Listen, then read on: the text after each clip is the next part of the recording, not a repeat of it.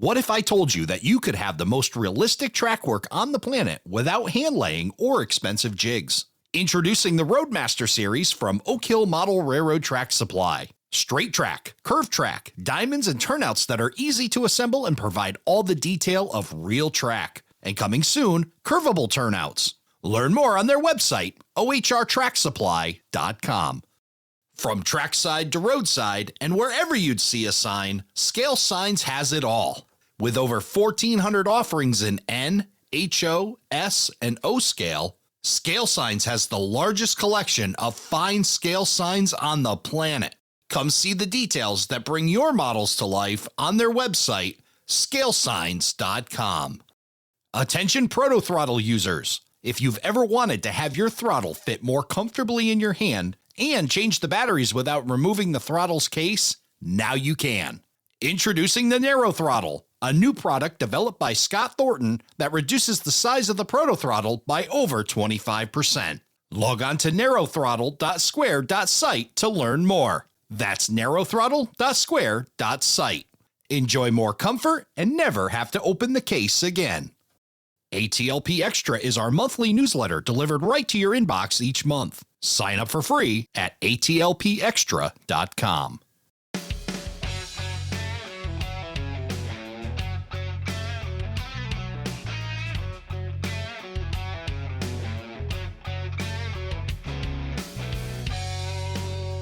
Hello, everybody, and welcome to Around the Layout, where model railroaders come to tell their story. My name is Ray Arnott. So glad you could join us. It's time once again for Talking Ops with Don Irace, and he's found his way back to the Around the Layout podcast studio, Mr. Don Irace. Welcome, everyone. Glad to be back again for another month. Good to see you again. And speaking of ops, have you recovered yet? You're in the middle of it. You got one to go. You had one big ops weekend this past weekend. Now you got another one heading in front of you here too. Yeah, no, we had an awesome time last weekend, as we always do at Syracuse Ops See a Drop. It's tough to find a layout that's not fun up there, and I've been going there for probably about 7-8 years now.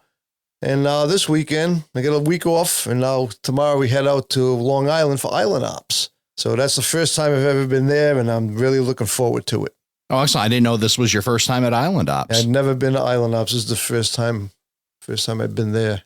Well, that'll be awesome. I know Mark is gone, right, to Island Ops. Is Mark done this? So you're going with Mark Eric. Oh, yeah, Mark has never done Island Mark's Ops. Mark's never done it either. This is our first time there. Oh, excellent. So, yeah, good first experience out on the island, and I'll be looking forward to hearing some stories about that and how that trip went. We operated on a few layouts when we went there for the NER convention 2 years ago. Okay. So I don't know if we're operating on the same layouts. I think we picked all new layouts this time. Oh, awesome. Yeah. So again, 2 great operating weekends. I think I had my fill for a little bit because it was a couple trips to and from Syracuse business. And then I went all the way back out with Joe Mame, and we had a blast. I know you guys had a great time. You got to see some really cool layouts and some past guests as well. And the only time I got to see you and Joe was at the breakfast this Sunday morning. That was it. We didn't see each other at all. Yeah, we never crossed paths until we got to Denny's. So it was, but yeah, we got to see some awesome layouts. We both operated at Drew James. Yes, we did. And then did you make it over to Bill Brown's? No, I didn't go to Bill Brown's. We did our Bruce Ryan's was the first one, and then Drew's, and then Ed O'Rourke's on Sunday morning. No, that's great. That's so you saw we did Drew's as well. And then we also did Bill Brown. So it was our first one. And then the gentleman, I still didn't get the pronunciation of his last name. And if you've listened to the podcast, you know, I struggle with names sometimes, so I won't even try it, but his first name was Dick, and he had a great little layout. And I would say little, it was 12 by 14, 15. And he was doing the 1950s Boston and Maine and transitions, had a beautiful BLI Berkshire. Well, I guess Boston and Maine didn't call them Berkshires because that was competition. They called them mountains or something of that nature, but beautiful steam locomotive. Got a chance to run that around, and really good ops and a small layout, which segues well into our guest and our topic. It wasn't too long ago, we had Mr. Thomas Klimoski on the show to talk about small layout, big potential. Now we're going to be talking about small layout, big operations potential, the second half of that show. And of course, joining us to talk about that is Thomas Klimoski. Tom, good to see you again. Good evening, everybody. Ray, thanks for having me on the show again. I really appreciate it. Well, great to have you back. And you prepared such great notes. And then the first time I was, we were doing this and you had all these notes, and an hour certainly wasn't enough time to cover all this. But when we get into ops, we want to get Don involved and have a conversation around that. So I'm glad you were able to come back and finish this great talk that we were having regarding smaller layouts and the potential they have to not only be entertaining layouts, but now in the second part, be able to scratch the itch of operations. Yeah, that's correct. A lot of times people feel smaller layouts for some reason are not going to give them the operations that they want. That they, well, I'll just switch a few cars. I'll be done with this in 5-10 minutes. And that's not the case. You can have a great operating session with just they'll say 10-foot layout by 18 inches wide, easily take an hour or more. As an example, on Don's layout, just that paper mill area, I got to work that paper mill job. That could be its own layout, and easily an hour and a half, maybe. I know, Don, you've had guys take even longer than that because they got hung up behind their cars. They got session. Locked in. Yeah, some guys really back themselves into a corner. They don't plan ahead. Yeah, well, I worked that job, and that was a blast. I mean, I really loved that, and I was like, man, this could be my a shelf layout in my house. I mean, this would be perfect. Yep, so don't think of a small layout as lacking in operations. And one of the things I like to say is that operations are when your layout comes to life. Everybody, designs and builds these layouts and stuff. And a lot of people like the building and the designing part. They may not be so much into the operations, and they think operations is something formal and real strict, and there's so many rules, and I just want to run trains and have fun. You can do that, and that's still operations. You can do very informal operations. You can do extremely formal operations. As an example, timetable and train order is probably one of the top most difficult ways of operating, but it's a lot of fun too. At our club layout, we operate and use in timetable and train order, and we're all learning. We'll make mistakes, and they give awards out for making mistakes. And every month somebody new gets the award because they forgot to look at the timetable. And I'm guilty as charged. A lot of times I'll work the yard so I don't have to worry about the timetable. I just have to worry about getting trains in and out of the yard. That's funny because in my modular group, I used to belong to the Coastal Mountain. We had a little trophy called, it was a beef jerky award. And if you messed up and you left the yard and didn't close the switch, at the end of the day, whoever made the mistake last got the beef jerky award and got to take it home. That was funny. Yeah. Yeah. And that's it. The ops can be fun. And part of the fun is catching the other guy doing something wrong and giving them a hard time about it. I mean, it works both ways. I've been on the giving and the receiving end. I used to work on a layout down in Florida, and I had an adjacent yard, and a good friend of mine worked one part of the yard. I worked the other part, and we were always trying to catch each other screwing up. And it was fun. It was part of the fun of, oh, hey, look, I caught you this time. And then he'd come back, yeah, but you messed up on this one. So, so it was fun. So when you're designing your layout, one of the things that you want to look at is you want to envision how are you going to operate it. And I have a perfect example. I was working with a friend of mine, and we were designing his layout, and he was kind of telling me, gave me the benchwork design, and I want the track to do this and go here and go there, and we designed the layout, and it's like, okay, that's pretty cool. And I was like, something's bugging me. This it just doesn't. Something's wrong, and I can't put my finger on it. And I turned the computer off. In the middle of the night, I woke up and I go, I know exactly what's wrong. You can't work the end because there's no runaround. You had facing and trailing point industries, and there was no way to run around your train to be able to work those industries. Your engine was going to be stuck where you couldn't get out. So I was like, well, we need to add a runaround track. So, you're not going to get it necessarily on your first design, maybe second, third, fourth revision. I mean, I went through a lot of revisions on my layout before I ended up hitting on the final track plan that I came up with. And each one got a little bit better. And one of the things that made it better was I started getting rid of stuff. Yeah, everybody wants to put that extra industry. I can squeeze one more in here. I can do this. I can do that. And I'm guilty as charged because I'm looking at designing a layout and I'm trying to cram stuff in. And I'm like, no, don't do it. Don't do it. Take your own advice, as hard as it may be. Take the medicine and say, yes, this is going to be better. I'm going to make it simple. And the more simpler you make it, the better it operates. When you start getting real complicated and switchbacks and crazy crossovers and stuff, it starts losing that realistic look. And if that's what Right. you're looking for in operations, is try to make it look realistic. The real railroads don't make things complicated. They keep it as simple as possible and as low maintenance as possible. And where your big maintenance issues are your turnouts on the real railroad and on the model railroad. I'll bet most of you guys can relate. Where do you have your problems? Derailments on a turnout, electrical issues on a turnout. The gauge is off on the turnout. Our club layout, as an example, also, we're in a semi-air conditioned, climate controlled space, but they turn the heat or the down in the wintertime. Well, we lost power one time. It got way below freezing. Rails started popping up off of the bridge tracks. The gauge coming into the diverging route on the turnout looked like it was narrow gauge. I mean, it pushed that thing right out of the spikes. We had to replace the turnout. That's where your problems are going to be, is turnout. So the more you can reduce your turnout count, the better off you're going to be. And from a cost standpoint, you're also going to be better off, because turnouts are starting to get a little expensive. Last time I looked online, they're in the $30 to $40 range per turnout. At least, yep. Depending on the brand, and if you start getting real complicated turnouts, you're really talking some serious money. So what you really want to do is try to envision how you're going to operate the layout. So you've drawn your track plan out, hopefully using a computer program or on graph paper or something. Don't draw number one switches, because they're not going to work. And I've seen those track plans, and it's like, not going to work. But the paper napkin track plan. Yeah. So use something to try to get a realistic track plan, and then try to envision, how would you operate? Okay, I'm going to take my locomotive from here. I'm going to go pick up these cars, and I'm going to go to the industries, and I'm going to swap out cars and do this. Now, how am I going to get to that industry if I don't have a runaround track and it's a facing point?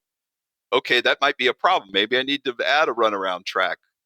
Start looking at how you're going to operate it, and then work your way around the layout. Okay, so now I've finished switching, and I'm going to return back, or I'm going to the end of the layout, and now I'm going into staging. How are you going to get out of staging? How are you going to turn the trains in staging? Those are a lot of questions that you need to answer before you start gluing the track down and building your bench work, because you're going to find yourself in a corner once you start building it and realize, oh, this is not going to work. Right. So look to the prototype for inspiration. And that's probably one of the biggest keys, is keep it simple. Look at the prototype. How would the prototype do it?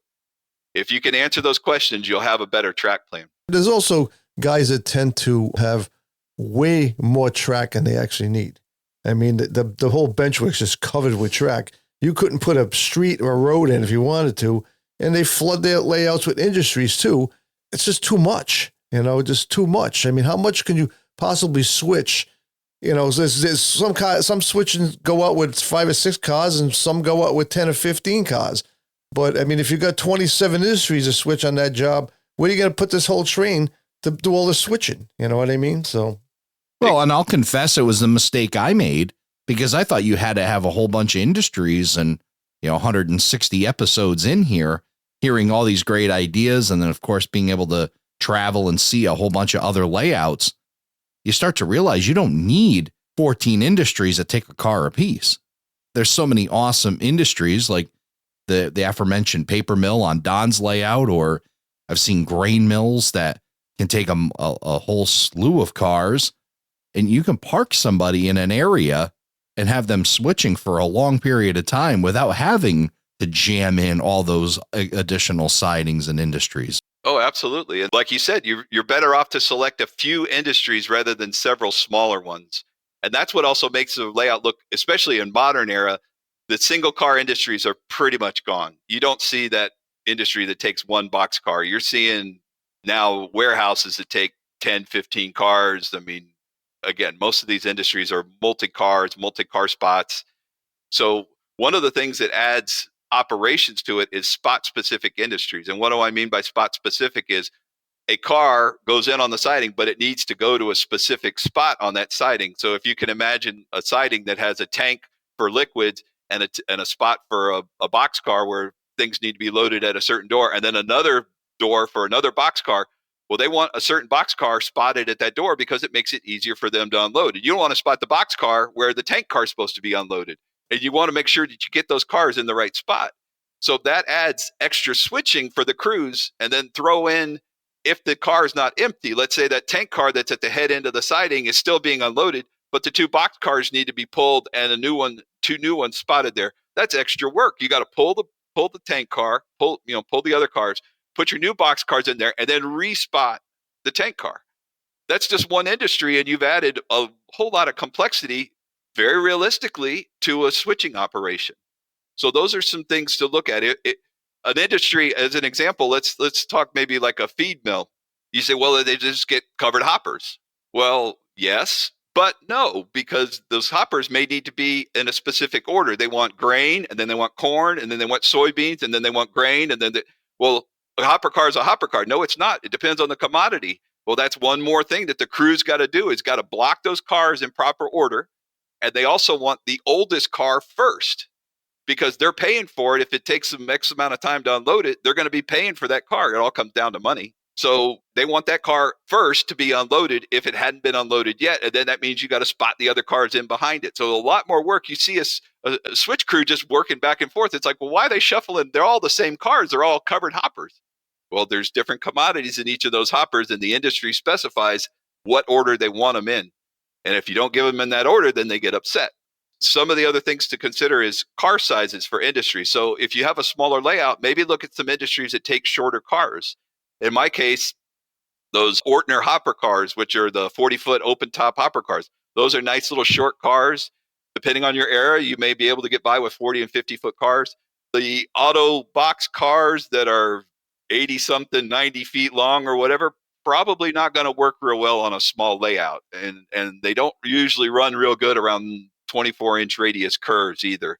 Same thing with auto racks and some of the longer cars. So look at some of the cars that you're going to be operating and maybe select an industry that uses the shorter cars if you have that option. If you're freelancing, you have that option. If you're following the prototype, you may have to, as hard as it may be, edit out that industry. Just cut it out.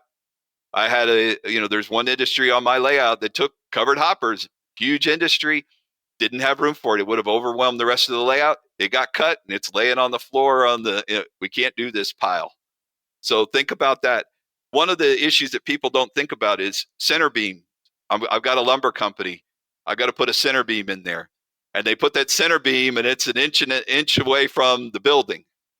How's that imaginary forklift driver going to get over there and get those 14-foot or 16-foot pallets off of the car and turned between the space in the car and the building?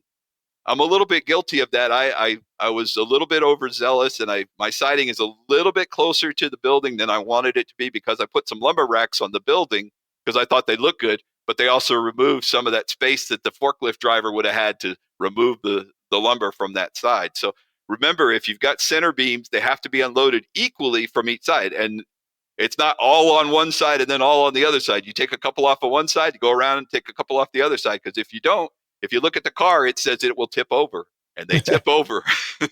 Are we picking on Drew James again? Trying not to. Drew James is beautiful Canada Spokane and Pacific Railroad that we just operated on this past weekend. Unfortunately, Drew's got that one spot, and I think he's just kind of said suspend disbelief because to make the changes to make that work. But yeah, it's something to think about. And, of course, I don't want to pick on too much because that's such an awesome layout. And if that one minor thing, but something to think about in the planning stages if you can. Yeah, I was doing the Nelson switch job, and it has an industry. It has a couple of box cars in there. And we talked about this before with Tim Garland about a Y. And and they load a box car that has to be loaded on one side. So when it gets the industry, it has to be turned. So when it gets the industry, the door is facing on the right side. So I had to deal with that at his this weekend. He had a box car, and there was a notation on the switch list that this car had to be, the brake handle on the box car had to be facing towards the bumper when it was set in. And so I had to take it out, get the dispatcher, get the Y, turn the car on the Y, and then bring it all back in there. It was fun. You know what I mean? It's one industry, couple of cars, and it took some time to do all this stuff, It's I don't know. It's just the way to go for me. I ran that same job, and I got to a point where I had two cars. I said, well, I'm just going to Y them both because the other one, it doesn't matter. So I just Y'd them both and made it work. But yeah, that's a great And again, more proof. And you go to look at Drew's, and this all fits into what Tom's saying. Little switching area that he kept people busy, kept me busy for. Yep. I was there for quite a while, and I'm sure you were too. Yep. I mean, and it's great. Yep. I like that kind of stuff. Right. You're out of the way. You're not getting walked into, and you can just stay on your own and work. It's really a great. A switching layout within a big layout. Right. Well, there's a prototype story that goes to that, unload from this side. They've got the paper on there. There was a crew that was too lazy to turn the car, so they took the paper off and stapled it to the other side of the car, spotted at the industry, and then the industry, they went off, and the industry opens up the door, and of course they can't get anything unloaded because everything was on the wrong side. Yeah, and right. So they call up the railroad. I don't know anything about that. That crew's already gone. So there are some hysterical prototype stories about that kind of stuff, but yes, it's one more wrinkle that adds to your operation, that if a car needs to be spotted on a certain side or on a certain spot, so it adds to your operation. And all these little things are slowing down your operation. The idea is that this is you're modeling a railroad, not a UPS or FedEx operation where the driver comes in before the wheels have stopped. He's already jumped out, pushed the doorbell, and he's back in your truck before you even get to the door, and he's down your driveway. That's not how it works on the railroad. There's a lot of steps that have to take place before that car is spotted or pulled. And we'll get into that here in just a little bit. One of the other things to think about when you're looking at industries is if car loading or unloading requires the car to be moved. And an example of that is like at a coal industry or something that it's loaded into the car, and then those cars are pulled through that loading area. I've seen a lot of layouts designed where you spot the car under the coal company, but there's no place to push it, and the track is very short. So how are you getting that car? How are they moving that car to be able to load 3 or 4 cars before you have to move them?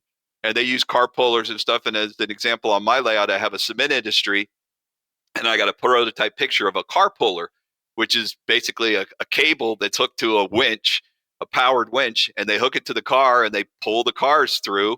And as each one's unloaded, then they pull the next one through. And then sometimes they can use gravity, depends on if they got a little bit of a slope, that they could be pulled away from the turnout, or they can be pulled towards the turnout, depends on the industry. And again, another good prototype story, you want to make sure that car puller is unhooked before you pull the cars at the industry, because bad things happen if you pull the cars and you yank the car puller out of the ground and you're dragging it along behind the cars. That doesn't work very well. So think about that when you're designing, that do those cars need to be moved. So in the case of like my cement plant, I've got spots for a car to be unloaded and 2 cars on the supply side. And then those cars all get pulled through. So now I've got a spot for 2 cars on the downstream side and that car that's been unloaded. So you actually have to have spots for 5 cars to only unload 3. So those are things to consider if you're setting up an industry that requires the cars to be loaded or unloaded as they're being moved. And then one of the final things for an industry that makes for a fantastic industry is an interchange track, because you can get any kind of car and it can go in any direction through your railroad. You pick up those cars and they're passing through, or you're setting out cars.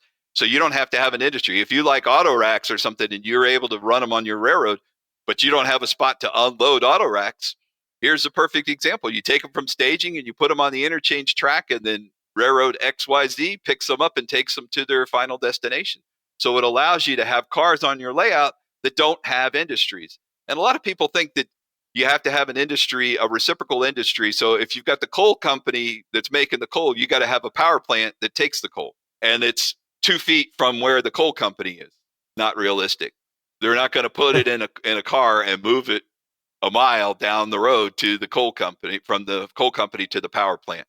Most industries, at least on my railroad, they don't have a place that they're going on the Georgia Northeastern. They're going to CSX, and CSX is taking them somewhere else. So they're either receiving them from CSX or sending them to CSX. Nothing moves from Georgia Northeastern to Georgia Northeastern, industry to industry. So keep that in mind when you're designing your layout. That's kind of an old school thought. Now, if you have a massive layout, multiple levels and stuff, sure, that makes sense. You can get your coal company on the first level all the way at one end, and now you got your power plant at the other end, and that makes sense. But we're talking primarily smaller layouts, switching operations, That's what I'm trying to get across to people. Right. Now, there is one example at a paper mill where they would load the cars at the paper mill and then they would move them to another industry, which was just a short distance away. And then they would offload, or they would hold the cars there until they could find a customer for those cars. The paper mill needed to keep churning. So they didn't want to have those cars sitting there, and they couldn't send them to the yard. So they would send them over to this warehouse, and then that warehouse would try to get them sold somewhere and then get them out.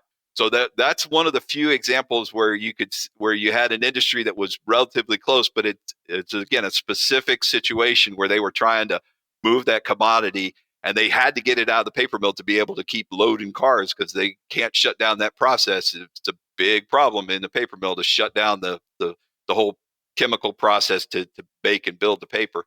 So that's one of the few exceptions. So anyway, basically that's pretty much, when you're looking at industries, there's a whole lot to pick from. If you're looking at, sometimes an industry looks good because, it takes a lot of cars, but they're all the same car and there's no challenge. You put a cut of 10 cars in there, that's it. There's no specific spot. It's just, I've just loaded up 10 cars into the siding. It's taking up a lot of room on a small layout. So maybe, look at industries that have a variety of cars and stuff. When I picked the industry, my layout basically followed the prototype that I'm modeling. The industries that are actually the P&W serve is what I model. I mean, that's what makes it, where people can see it and say, oh yeah, I know what that is. That's how I picked all my industries anyway. I just didn't randomly say, I think I put an industry there. All my industries around the prototype. Yeah. Well, that hits on earlier when you mentioned, look to the prototype. Why try to reinvent the wheel? Look at what prototype, see what they've done, and then take their plan. And on that same note, prototype procedures can also be incorporated into that as well, right, Tom? Absolutely. It helps you slow down. And the whole idea is basically try to put yourself in the place of the conductor. What would the conductor be doing? And if you watch my videos on YouTube, I use a little conductor figure and he moves around and stuff. And it's kind of fun to put it. But what I'm doing is I'm trying to show people the conductor needs to move around to these different places. That switch just didn't magically get thrown to the industry. You've got to pull up with the engine. You got to stop. The conductor's got to get out. He's got to get his key, fumbles with the keys, got to get the lock. It takes the lock, flips the switch. He goes through all this stuff. All that takes time. I've seen guys walk ahead of their locomotive, flip, and they flipping all the switches. Like, well, how did you get down there? You fly? No, you got to pull up, stop, theoretically allow time for the conductor to get off, throw the switch. And then in the modern era, it's all got to be double checked. They all do this on the radio. It's, switch line, derail off, double check. Yeah, switch line, derail off, double check. Come on back, and it's all that conversation that you get with a two-person operating crew. If you're operating by yourself, just kind of take that time and slow down. It's the whole idea is slow it down. And some of the things that you can do, simulate a brake test. Before you leave a yard, do a brake test. There's different types of brake tests, and we're not going to get into the whole, there's books and all kinds of procedures, and I'm familiar with them because I did them on the Georgia Northeastern as a trainman for the Blue Ridge Scenic. And there's a lot involved with a brake test. When you got to walk a 10-car passenger train, it takes a fair amount of time to do a brake check. Walk all the way up, walk all the way back. But we don't necessarily want to take that much time. But what you want to do is take that time and pause and say, well, okay, we're conducting a brake check. And then get your switch list out and make sure that you got the cars in the proper order, and that you've got the cars that you're supposed to have. Oh, wait a minute, I'm missing one, or I got the wrong number. That's the perfect time to check that list, and that would be simulating a brake test. Also, when you go to couple up to a car, you want to do a safety stop. Again, these are more modern. In the older times, some of these things weren't enforced or weren't in place, but a safety stop. When you're coming up to couple up to a car, as an example, we got a box car at an industry. So our engine stops, lines a switch, conductor calls for him to come ahead. One car length before the car, he's going to do a safety stop. Why? Because they want to make sure that the engine's under control, that the engine can actually stop, that he's not on slick rails, it's icy, snowy, or something like that. He goes to stop and he goes sliding into that box car and jams the box car into the bumping post and knocks it off and all that other stuff. So they want to stop one car length ahead of the box car. The conductor's going to get off and he's going to do a car inspection. He's going to walk around the car and make sure that, one, the car is actually on the tracks, because sometimes the other crew set it out, messed up, derailed the car, went, we ain't telling nobody nothing, and they take off. It happens. So the rule is, if you couple to that car and it's wrong or broken or messed up, It's your car now. Now you got to do the explaining. And you don't want to have to do the paperwork and try to explain why you coupled up to a car that was derailed or over the bumping post or on the ground or whatever. So as part of that, you're going to do a 360. You're going to walk around the car, make sure the doors are closed, make sure everything's set, make sure all the hoses are disconnected. Lots of stories about dragging forklifts off the loading dock because they had it chained to the door to be able to close the door, and somebody forgot to pull the chain, and they pulled the forklift and the guy on the forklift off the loading dock as they were pulling the car. That can get a little exciting. So you want to do that. You want to make sure that you do a 3-step as you're getting ready to connect up, or the car is connected up now. You want to call for the 3-step, which is reverser centered, brakes applied, et cetera, et cetera. They call it red zone 3-step, depends on where you're going or what railroad you're working for. It's all the same thing. It's safety. It's to make sure that the engine's not going to move while the conductor is in a position where they could get killed, hurt. They call it a fouling position. So the guy's got to reach in there, couple up the air hoses, make sure everything's good. The pin is dropped. He may ask for give me a stretch, which would be checking to make sure that the car is actually coupled to the engine, because you don't want to pull out and stop, and then all of a sudden that boxcar rolls back down the siding because the pin didn't drop on it. There's lots of bad stories. I mean, railroading is a very dangerous business, professional railroading. So that's why these rules are written in blood, as they say, because somebody has probably been hurt or killed because they didn't follow one of the rules. So exactly. And then the other thing is setting and releasing the handbrakes. Those are things that you can simulate doing. And setting the handbrake, there's a couple different ways to do it. Now, Iowa Scaled Engineering is talking about coming out with a sound conductor, which is going to give you the ability as a conductor to simulate setting the handbrakes. It's going to make a little sound effect that you're setting or releasing the handbrakes or doing some different functions. In the meantime, since they don't have that, there's a gentleman by the name of Ed Kapasinski.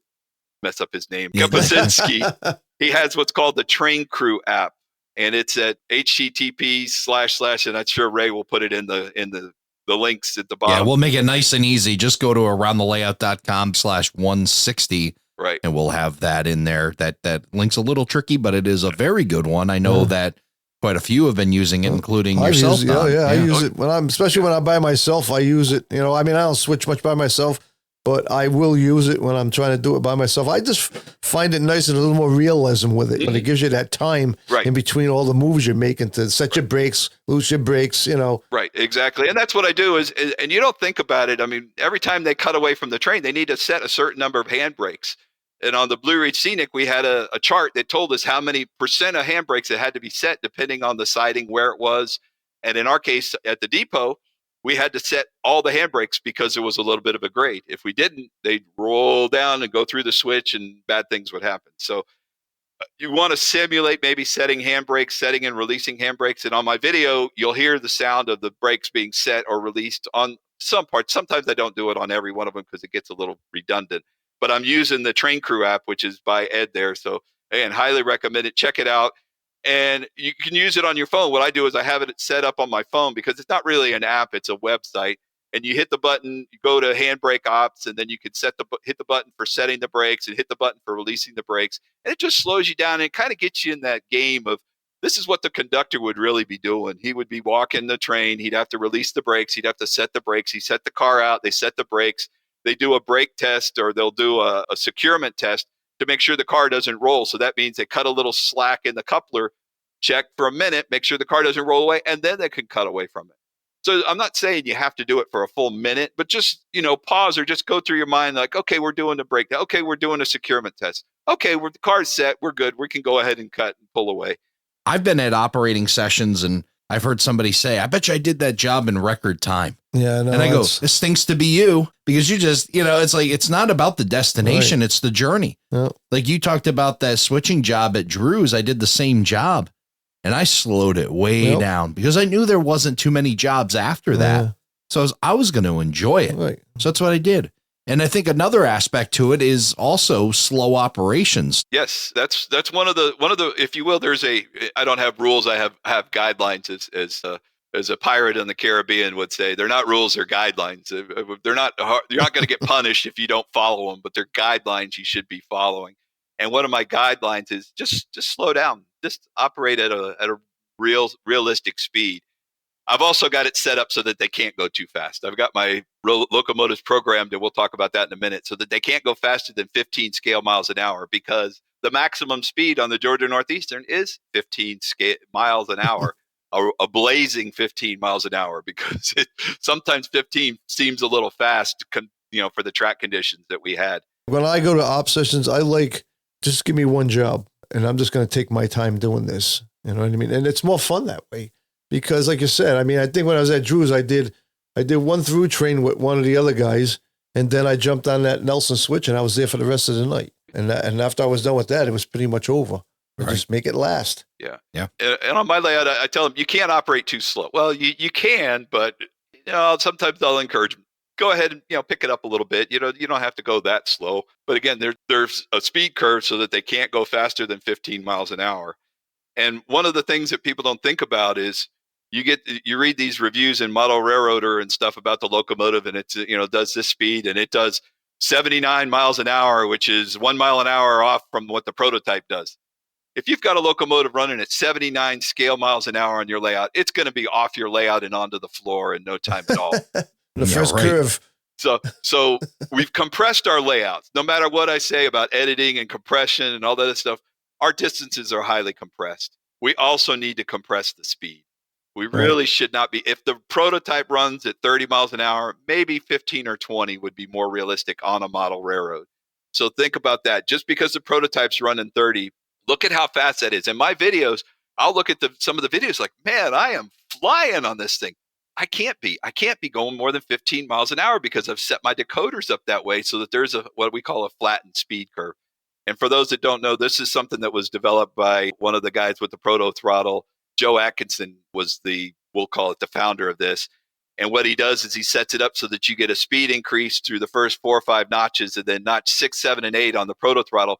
You get the sound, the prime mover notching up, but you don't get any increase in speed. So he's got the speed curve set so that it goes up and then it just flattens out. And depending on whether it's a yard engine or a road engine, he has the speed set up at different things. What I did was I set mine at about 13 to 15 miles an hour.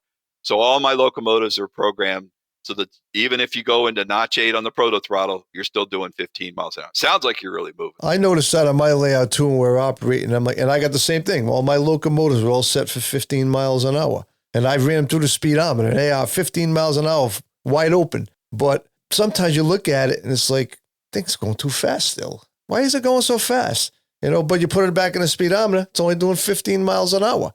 So I don't know. It just, at HO scale 187, it looks like it's still too fast at 15 miles an hour. Yeah, speed just simply doesn't translate. Oh. Yeah, and even 15 can look like it's flying depending on the layout. Yep. And then, as Don has mentioned on a couple of the other podcasts and stuff, I'm a firm believer in the proto throttle. I'm a diehard. I love the proto throttle. It's been the best thing since sliced bread, as they say, for model railroading. The best thing since DCC. Exactly. I would put it right up there with DCC, maybe even ahead of DCC, because it is just so much fun. This is not an ad for Iowa Scaled Engineering. We're just happy users. Don and I love this thing, but it really adds a lot to your operation, and it helps slow down the operation because you're notching up and you're being a lot more realistic. And then the same thing, you notch up and then you notch down to idle and you start coasting and then you start applying the brake and then you come to a nice, easy stop. And I don't know about you, Don, but there's something so satisfying about making that coupling just kiss that other coupling and the pin drops. It's like I did that. I did that for like an hour just trying to make a perfect coupling. I mean, when I got the proto throttle.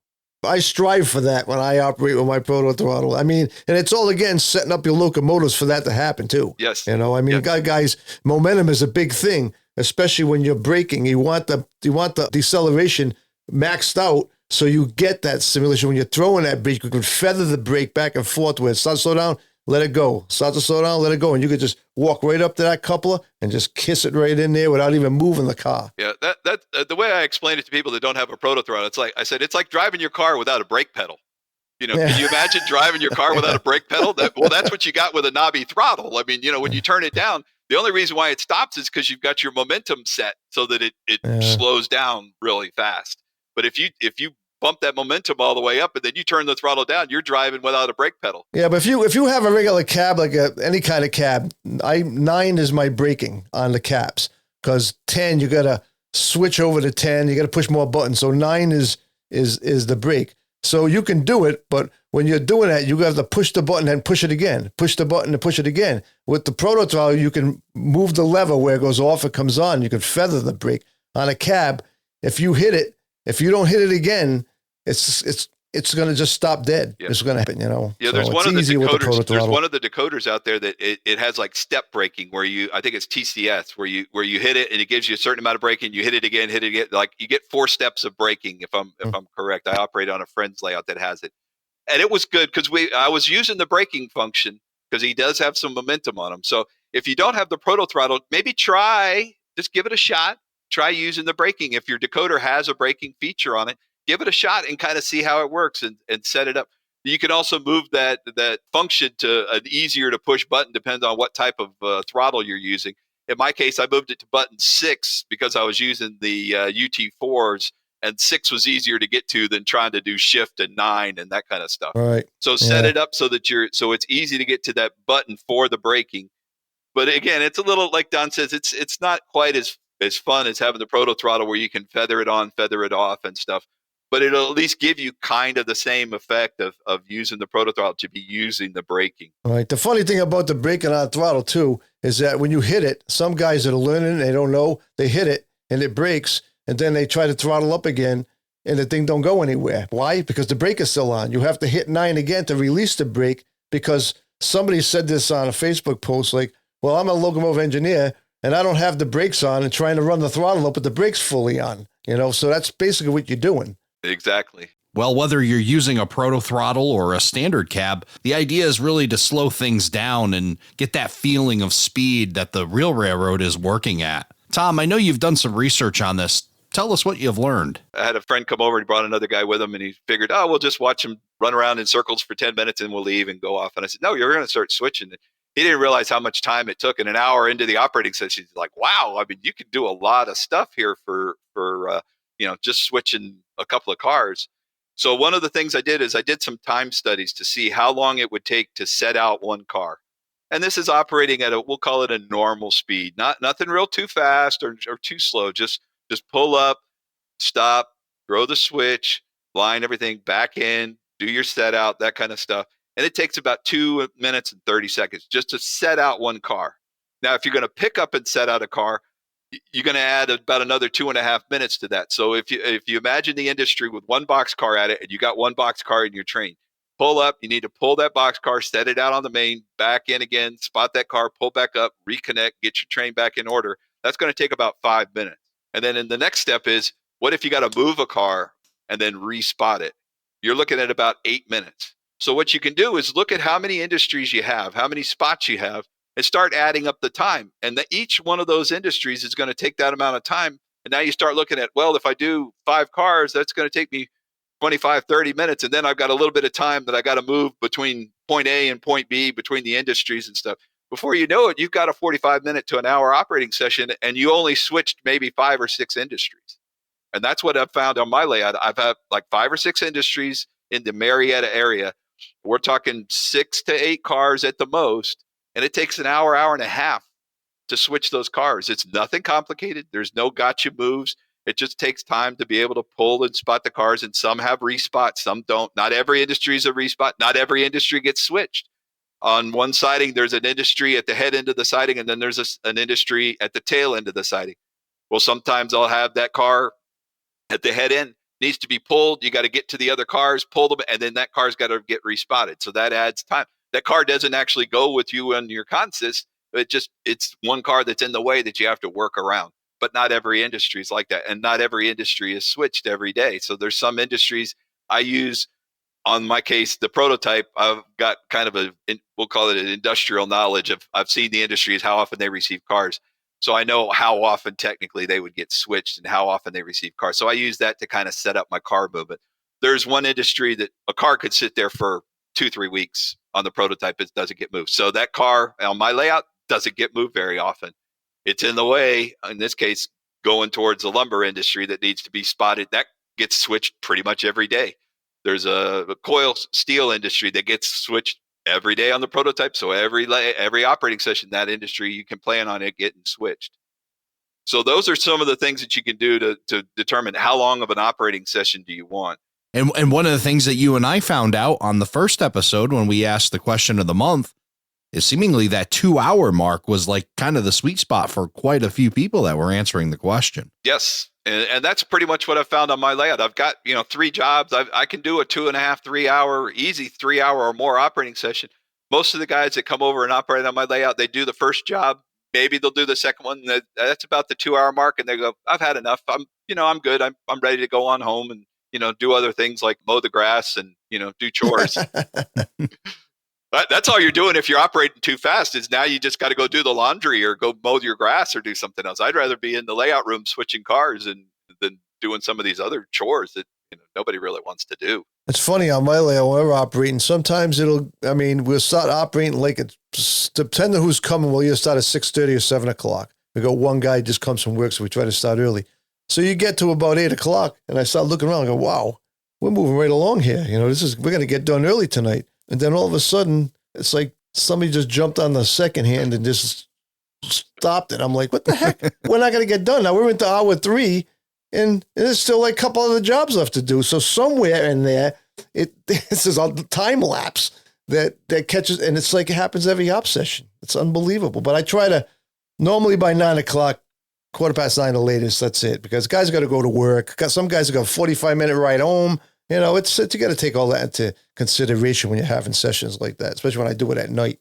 Yeah, there's one layout that I go and operate on, and we start at 9 o'clock in the morning. At 12 o'clock, the layout gets shut off, whether we're done or not. It just gets shut down. Yeah, right. So, you could do whatever works for your crew. Some guys like the ops till you drop kind of stuff. But for the most part, I think from what we found on the last show, that 2 hour to 3 hour is about a sweet spot for most people. And with a smaller layout, you're probably looking at the hour and a half mark, which for most people is enough. I mean, I'll go down and just operate my layout by myself. I don't even do anything, which leads to the next part of, switch lists, car cards and stuff. You don't have to do that. You could just go down to the layout. I want to switch a couple of cars. I'll pull a couple of box cars. I'm going to work this industry. I'll go down, I'll switch a few cars. That's good enough. And then I'll restage the layout. And that's an operating session. It's nothing real formal. And that's what you can do is you can start off before you get, we'll say maybe into formal ops, just do informal operations. I'm going to take a box car and swap it out with another box car. I'm going to take this tank car and swap it out with a tank car at a different industry and just work your way through that. And that's operations. It's not, written down on a list, or you're not using car cards or way bills or JMRI or any of those other things, which are all ways to move your cars on the layout. There's a big discussion between car cards and way bills and switch lists. Some people are diehard car cards. They'll fight you for it. I mean, they are car cards until death. And other people are switch lists. Other people are JMRI, using computers to do it. There's different programs out there that you can use. My biggest advice to you is find what works for you. Everybody's got a little different thing. Some guys are into the computer. There's one guy at our club. He does all the switch lists. He does it through JMRI. If he ever leaves the club, we're done, because there's nobody else that can replace him. We just have to sit there and just push the cars around on the layout, because he goes out of town. He pre-prints the list before he goes out of town. You need to get somebody else sitting next to him while he's doing that to figure that out. We tried. The smoke came out of my ears after about 5 minutes of him trying to explain this to me and how he imports and exports and does this and does that. And I'm like, oh, no, that's not for me. I have switch lists that are Excel spreadsheets. I think it's similar to what I've worked on your layout, Don. I don't know if you're using the same system or not. Yep, same thing. Mine are based on the prototype. I was able to get copies because technically I work for the Georgia Northeastern, and railroads don't like having their switch lists get out there in the public because that's all, corporate stuff. And I was able to get copies of them with the understanding of they would never be seen by the light of day, just for my eyes only. But I took those switch lists and I made my version of them. Slightly different, but basically right off of what they are. And it's funny because I met the guy that actually designs the switch lists for a bunch of different companies, and he came and operated on my layout. So he gave me feedback on it. Again, it's one of those things you talk about, Ray, about 6 degrees of separation. I mean, it's like, what are the odds that I meet the guy that actually does the prototype switch list for the Georgia Northeastern and several other railroads, and he happens to live in the Atlanta area? and he came up and operated on my layout. I mean, it just blew my mind. So he gave me feedback, do this, do that. And he says, I go to these railroads and each railroad wants something a little bit different. And he says, so they're not all exactly carbon copies of each other. Yet the information is there.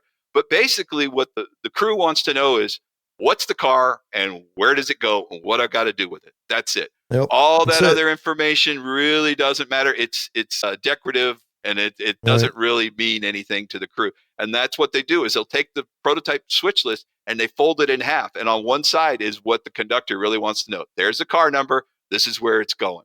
And the only other thing that's a little bit different is it something that requires special handling, or like a hazmat car or a high and wide or something like that? Those are the special handling. That's the little note. And there's a whole list of train makeups. I mean, you can really get deep into this about, how the cars are arranged. I don't really necessarily have that information here, but one of the things is, in the old days, if you're modeling, let's say, the 40s and 50s, I don't think you wanted to put a car of hogs right in front of the caboose. No. No, probably not a good idea. Yeah, and now with hazmat cars, do you want a hazmat car sitting next to a refrigerated reefer car that's got a diesel engine on it that's running that air conditioner, and that car gets in an accident, and now you've got the fuel and you've got an ignition source right next to each other. So there's a whole list of rules of how many cars have to be here and there, and you can get into that. That's one other thing that you can do that helps slow down operation is look at your train makeup. Don't put the hazmat cars next to the engine. Don't put the hazmat cars next to the caboose. Put a spacer car, R2 or 3. There's a whole bunch of rules that you can follow for that.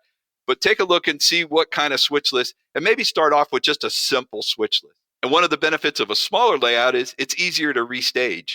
So after an operating session, I can restage my layout in a few minutes, maybe an hour, and that's when I get to operate the layout and reset all the cars. And I'll use the same switch list a couple of times because the next crew that's coming in, they weren't the guys that worked the switch the last time, so they don't know what cars were moved. And I've got enough switch lists where they rotate around where no one ever notices. On my old layout in Miami, I had two versions. I had like a version A and version B. And I would switch the crews, and what was picked up on session A was set out in session B and vice versa. And unless it was a giraffe car, nobody ever noticed anything. If you got that bright pink box car, then somebody might notice, you know what, I set that out at XYZ company the other day, and I know where that one goes. But by the same token, the prototype can look at a train as it comes into the yard, and they go, I know exactly where those cars go. Because guess what? The coiled steel cars are going to this industry that takes coiled steel, and that's the only one on the railroad. And the rock cars are going to this industry because that's where the rocks get loaded. So even the prototype will see those cars, and they'll see some cars in, we'll call it captive service, where they go from point A to point B and back and forth and back and forth. So they've seen that rail box car number 53-127 every other week. They know exactly where it's going and where it's going off the railroad. Definitely one of the topics, and probably a topic for another episode, but it's a good thought for when you weather cars, when you're weathering them, to do some inconspicuous weathering so that they don't stand out like a sore thumb, right? Like you said, or graffiti, like special graffiti's obviously going to make that car remarkable. You want unremarkable stuff. You want stuff that's going to blend in if you're not going to be changing cars on and off your layout. Yeah. Well, I don't change cars on mine. Everything just cycles through in a 3-cycle period. So every third session, the same cars will be out there again. But the guy's so focused. I can have the same crew 3 weeks in a row, and they'll never realize that they're moving the same car. They just move unless there's something on that car that catches their eye every time. True. So. And that's why it's nice to have, a uniform weathered fleet stuff so that you don't have cars that really stand out. And during an operating session, you're too worried about which car, where's my car number? Where's it going to go? I moved that car a month ago when I was here, and nobody's going to really remember it. No, they're not. They're not. And that leads us to 2-person crews. On my layout, on a smaller layout, it makes sense to have a 2-person crew. On a larger layout like Don's, it could be a little crowded. I understand why you don't use 2-person crews, but for me, I prefer to have a 2-person crew. One's the engineer, one's the conductor. A couple of benefits to that. It allows each guy to concentrate on their job. And what I mean by that is the engineer is just running the throttle, and he's ringing the bell and blowing the horn, hopefully, as they go through the crossings and as they're doing things. What happens is, what I see is if one guy's trying to do everything, He's juggling the clipboard with the switch list or the car cards. He's got the throttle. He's concentrating on what his moves are going to be. He runs right through the grade crossing, never blows the whistle, never rings the bell. We've got these great sound decoders, and they don't take advantage of them. They're not doing the horn signals. They're not getting the functions out of these decoders that took years for people to figure out how to do this stuff. So they're not benefiting from that. And one of the things that I like is the communication between the crew. I like that to me, it just adds enjoyment to an operating session. And to me, it's a song. It's, if you hear Tim Garland as example, I filmed him and his prototype conductor. And it was like they were singing a song in 2-part harmony. It was just so sweet, man. It just, the G4, come ahead, 2 cars. It's just like, chatter, chatter, chatter, chatter. And it was so realistic because they were just talking through exactly what they do at work. And I love to hear the radio communications on these videos where some of these guys have got the scanner and they can hear the countdown to the cars and the conductor and the crew talking and stuff. And that's what you get with a 2-person crew. We don't use radios or anything. I mean, we're standing a foot from each other, but we'll just say, come on back, GNR, 7529, 2 cars to a couple, 1 car, half a car, 5, couple, good. Give me a stretch and then pull it ahead. But, and it's just that it just adds to the realism, I think, of the operating session. It adds a little bit to the enjoyment. And you touched on this in one of your last sessions there, Don, about hosting an operating session. You want to establish some rules, or again, like I said, guidelines. You don't punish anybody for breaking them, hopefully, but a couple of different things. There's a reason why that door swings out in Sebastian, Florida. But go ahead, Tom.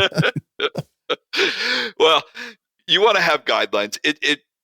So one of them is, do you allow beverages in the train room? I've seen people put cups and soda cans on the layout. I would never do that. Have drink holders that are off the layout. You don't want somebody spilling something onto this scenery or the layout that you've done. Sometimes on another podcast, they talk about the greasy meat hands. I think we know which podcast that is. That came from one of the shows that I did because somebody's reaching in there with greasy meat hands and touching the cars and leaving fingerprints on them and all that other stuff. So you don't want to serve pizza during an operating session. That's probably not a good idea. Do it before or after. I don't allow any food in the train room only because I'm in Florida. Bugs are up to plenty. And I don't need anything on the floor anywhere. It's going to be attracting any insects. I spend a lot of money to keep the bugs away from my house. I don't need to put anything in there. So we can eat after at a restaurant when we're done if you want. Exactly. But the only thing they take in is if they want a bottle of water or something but they got to leave it on the desk when they come in, put your name on the cap and just go over there and drink it. I don't want nothing goes on the layout. Right. And those are, we'll call it layout rules, host rules. And everybody's a little bit different. Some people allow certain things. Again, find out what the host wants if you're visiting and abide by those rules. Those are rules. Operation of the layout usually leads more towards guidelines. One of my friends, again, he says, I understand stuff's going to happen. Things are going to get broken during an operating session. Don't hide it. Tell me about it. I'll be pissed if I find it later. Tell me if something happened. Yeah, you may be embarrassed and stuff, but let me know. So if somebody broke something on my layout, you know what? It happens. It's fine. Just let me know. Oops, I'm sorry, Tom. This, I knocked this over, but that's fine. As long as it wasn't malicious. I mean, and nobody has been like that. So there was one gentleman that came to my layout and his nickname was Tornado, and he was not invited back. There's a reason why his nickname is Tornado. So we'll just leave it at that. I tossed one person out of my old layout for that same exact thing. Because every time he came, every week, I'm like, where's that tank car? And it's always the tank cars, the most fragile thing on the layout, the tank cars, right? And I'm like, I can't find his tank car. I got the car card. It's supposed to be here. It ain't here. I can't find it. All of a sudden, one day I went underneath the skirting and it was missing a few tank cars. I go under the skirting and I see all the tank cars are missing in a box, all pieces in the thing. They broke them, put them in the little box and stuck them under the layout so I couldn't see them. Yeah. And I knew who it was. Right. It was a young kid, but he was one of these kids that you can't talk to. Right. Because he's spoiled. Right. And he couldn't get to him. I talked to his old man and that didn't work. I'm like, okay, well, the both of you are not walking here no more. Here's the door. Again, swings one way. That's right. To go. My door also swings out. So you know. So we're good. We're good. But you want to keep the operating session relaxed and informal or fun. I Yep. mean, if you're there just hovering and hanging over people, and you're afraid to mess up, that takes some of the fun out of it. So I try to be as relaxed as I can. I give the crews a little bit of guidance, but I let them figure out how to switch the cars. I give them a switch list. Here are the cars that need to be picked up. Here are the cars that need to be set out. You guys figure it out. I don't tell them take this car and do this and do that. No, it's up to the crew to figure it out.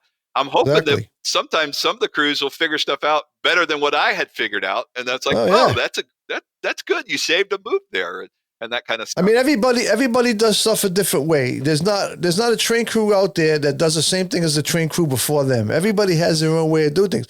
The only thing I do is I'll give them a little pointer. Mm-hmm. Look, it'll be easier if you make sure you pull this car out first before you put that in. That's all I'm going to say. If you don't choose to do that, then that's fine. But to find out they don't do it, and then all of a sudden they're in trouble. Now they can't get it done. I'm like, this. All I give you is one tip. I got 2 jobs. I got a tip for each job, and that's it. I don't say nothing. You do it when you're all done. This is what it's going to look like when you're done. I don't care how you do it. Right. But you got to admit, there's fun in watching somebody mess up a job too. Absolutely. There's a lot of humor in that, and then watching them try to get themselves out, and then they just bury themselves deeper. And the good news is, in our scaled down world, we can just eventually pick them up and fix the problem at the end. And that's a great mentality to keep the fun, the social aspect of it. That's why at times I love a 2-man crew, because it's not only that interaction like you talked about, but it's that camaraderie, the fun, the laughs, the whole thing that really just makes it more enjoyable and more memorable. One of the other things that you want to do when you're setting up your op sessions, do some test operating sessions. Invite your good friends over before you invite a bunch of other people, and say, this is going to be a shakedown, breakdown. Things are going to go wrong. We're going to mess things up, but I need to figure out timing for how long this job's going to take, so it leads into the next job. If you have multiple jobs that rely on each other, and try to get the timing down, because you'll run your layout and you know the layout because you built it. But other people are not as familiar, so it'll take them a little bit longer. And what happens is the domino effect starts, and this job starts running behind it, which impacts the next job, which impacts the next job. So invite some friends over, do a shakedown cruise or whatever you want to call it, and understand that the crew that's coming over, things are going to go wrong, but we're going to fix it and we're going to work on it. So do some test operations before you invite a whole bunch of other people that you want to try to impress with your layout. And when do things go wrong?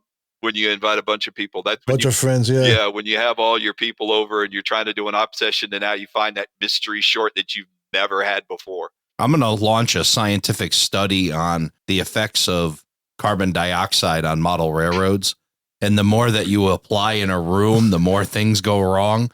And we were talking about this. I mentioned to Bill Brown this past weekend, and he was, kind of the same thing. He was like, everything was working great until all you people showed up. And then, of course, the bodies may be absorbing some of the radio. No, I think it's the carbon dioxide. I think it's just the presence of people that just seemingly have a different effect on the model railroad, and it runs differently. You can always tell who the host is too. And in a layout room full of operators, the host is usually the guy's got sweat balls on his forehead. or blood on his forehead because he's banged himself going underneath the layout, and he's bleeding because he's trying to reach those staging areas. So I've been there, done that, seen that. That used to be me when I first started operating. It's like, oh, this ain't working. What do you mean it ain't working? It was working when I was there. Something. But over the years, I'm like, son, is there a problem with that car? Yeah, it keeps you reeling. Take the car card, put it on the desk, and I'll deal with it when we're done. Keep on going. I says, I've seen guys break out soldering irons in the middle of an op session. I'm like, why? Just fix it later. Don't do it. One of the final things with us hosting an operating session, and I talked also about this, is your layout, but your crew doesn't know your layout. So put some identifying tags, diagrams, or something so that they know which way is north. Because you told me to take this train north. I don't know which way north is. Is north to the left, to the right? Is it? And then when I go through the helix, now north is the opposite direction because it came out of the helix going the other way, or just signs on the layout, on the fascia or something, or a sheet that shows what the crew needs to know, the industry names. Where is this thing going? If you've got the name on the industry, that's great because it's ABC Box Company, And there's a sign that says ABC Box Company rather than just an industry that I don't know where that goes. What's door number one? Is door number one the one towards the turnout, or is door number one the one at the end of the siding? I don't know how they numbered the doors or car spots. So try to put some identifying names, track names, or industry identifiers either on the industries or on somewhere on the fascia or as a handout for the crew or on the back of the switch list or something like that. Well, to add to that point, it's really going back to the shakedown session and then beyond. I think as layout owners, you start to assume too much because you know it so well. Yeah, right. You need those guys that come in that start to highlight the things that you assumed that need to be communicated better. So, yeah, again, all the more importance to have those shakedown sessions. Make sure you're writing down their questions, absorbing what your operators are telling you, because that's all the stuff that you probably need to communicate to the next group of people that come in. They're likely going to have those same type questions. And one of the things I ask for is give me honest feedback. Don't just tell me, Tom, everything ran great. I'd rather have somebody tell me, you know what, if you moved this or did this, that would make it better. And I'll take that into consideration. Maybe I'll do it, maybe I won't, but at least I want to get some constructive feedback from the operators. Again, they're looking at it from a little bit different point of view, and maybe I've missed something or I assume too much. So those are the kind of feedback. And always after the operating session, it's nice to get some feedback in an informal set way. Just, anything I could do that would make it better. Oh, it worked great. I didn't have any problem. Or with this car, oh, I'm having a problem with this car. Well, let me know about it. Don't just deal with it and, hide it under the layout, right, Don? Yeah, no, absolutely. Yeah, right. We don't want to do that. I got battle order cards from Micromark had them. They're pink pads and they say battle order on them. And I have them throughout the layout. And if you're having a problem with a car, don't fight with it. You know what I mean? If you're having just get rid of it. Take it off the layout. Write a battle order out on it, explaining what's the matter with the car. Put it on the desk, and then when I come back in here tomorrow morning, that's the first thing I do because I always make my repairs on the next day, all the time. That's the way I do things. Because I don't want to be thinking about I got to remember to fix this. I got to remember to fix that. I get it all fixed. By the time the next op session comes, everything's all done because I got other things to do than worrying about what's broke. So we talked about designing small layouts. We talked about operating small layouts. Why don't you kind of summarize for us, Tom, the advantages of having a small layout? And all due respect to layouts like Don's, who's I would say is a medium-sized layout. And of course, the large, beautiful layouts that we see, as we go to these events on the weekends. But let's talk about ways that small layouts can really be advantageous to somebody that's looking to build a layout that doesn't have all that room to be able to put a big empire in. Well, one of the first things is it allows you to improve your modeling skills. Unfortunately, a lot of people put off building that layout because they want to build their dream layout, which fills up a basement and it's multi-levels and all this other stuff. But have you developed your skills, your modeling skills? Do you know how to install decoders? Do you know how to do scenery? Do you know how to do track work? Do you know? And if you're waiting for that day to build that and you haven't practiced all those, when you get ready to build that layout, you're not going to have the skills necessary to do it. And then you're going to be frustrated and then you're going to walk away from the hobby. And ultimately, the idea is behind my book and all these other things is we want people to enjoy the hobby. I think Ray and Don and myself and a lot of other people out there, if you're enjoying the hobby, you're doing it right. We hate to see people get frustrated. And what happens is they fall into a trap of only a big layout is going to make me happy. That's not true. A small layout can bring a lot of enjoyment and a lot of happiness and a lot of fun and a lot of skill building and maybe even some frustration. And you go, you know what? I don't like doing decoder work, or in my case, I don't like installing ditch lights, but I need to do it. I need to improve on that skill so that I get better. And you don't necessarily need a big layout to have an enjoyable operating session. Again, the fallacy is that a big layout gives you much better operations. Not really.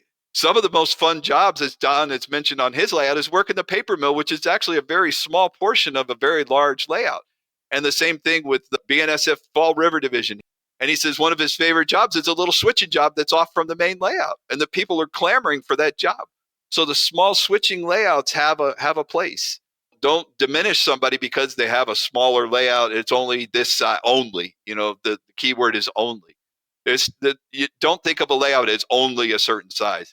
If you're having fun and you're enjoying it, you're doing it right. From a guy that had a 25 by 42 double deck layout with 15 operators, I can attest to that I enjoy my smaller railroad just as much with 5 guys than I did with 15 guys. It was easy to build. I mean, you can have just as much fun on a small layout as you can on a huge layout. I can attest to that.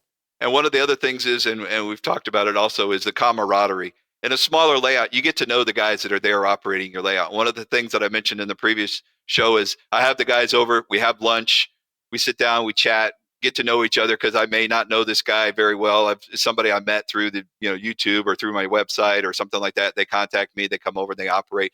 Hey, tell me a little bit about yourself. What do you like about model railroading, et cetera? And then we go and operate. And I actually remember these guys' names. I've been to some operating sessions where I've had 15, 20 guys in the room. I don't know half the guys' names. When I leave at the end of the operating session, I still can't remember their names.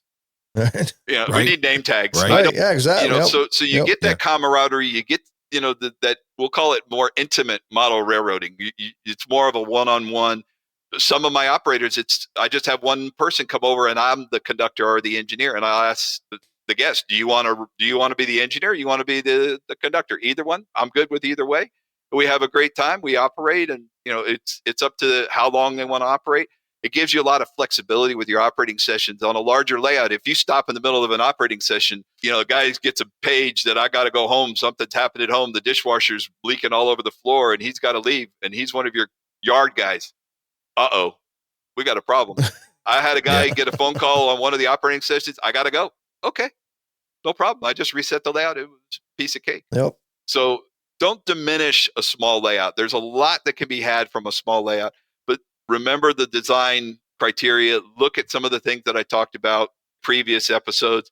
Also in my book, I try to outline some of those things, some of those traps. So hopefully you don't fall into those traps. Just keep the layout simple. You don't need a whole lot of layout to have a nice operating session. And that's basically the main point that I wanted to make. Well, Tom's book is called Building the Right Size Layout. It was published in 2021, but it's just as relevant today as it was then. And a great read. We'll leave a link on our show notes. You can check that out at aroundthelayout.com/160, where we'll share all the links, including a bunch of the layouts that we mentioned and their past appearances here on the show. A lot of great small layout builders that we've talked to, and it was fantastic talking to you yet again, Tom, and learning more about building that right size layout for you, whether small, medium, big, or anything in between, making sure that it is the absolute right one for you. Thank you, Tom. Glad to have you here tonight. Thank you very much, guys. I really appreciate it. You guys have a great show, and I really appreciate what you're doing for the hobby. Thank you for joining us for this episode of Around the Layout. Learn more about today's episode, check out past shows, and much more on our website, aroundthelayout.com. Show your support by becoming an operating crew member at aroundthelayout.com/crew. Follow us on social media, aroundthelayout.com/social. And send us your feedback, aroundthelayout@gmail.com. Thanks for hanging out with us around the layout.